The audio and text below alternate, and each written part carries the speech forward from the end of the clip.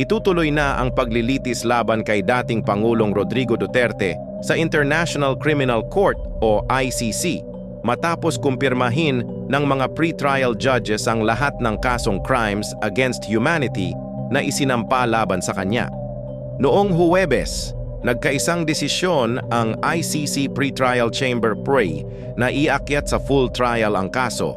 Ayon sa kanilang 50 pahinang ruling, may sapat na batayan upang paniwalaan na may pananagutan si former President Duterte sa mga kasong isinampa bilang umano'y indirect co-perpetrator o bilang nag-utos, nag-udyok o tumulong sa pagsasagawa ng mga krimen.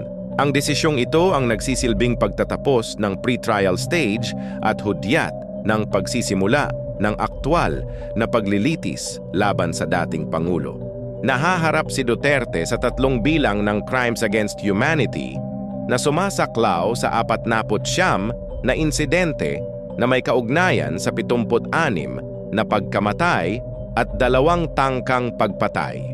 Itinuturo rin siya bilang indirect co-perpetrator sa mga pagpaslang na may kaugnayan sa war on drugs at sa mga iniuugnay sa tinaguriang Davao Death Squad noong siya ay alkalde o bise-alkalde pa ng Davao. Ayon sa mga hukom, may sapat na ebidensya na nagpapakita ng isang common plan upang patayin ang mga pinaghihinalaang kriminal sa Pilipinas, kabilang ang mga pinaniniwalaang sangkot sa paggamit, pagbebenta o paggawa ng ilegal na droga. Ang mismong paglilitis ay hahawakan ng panibagong hanay ng mga hukom ng ICC.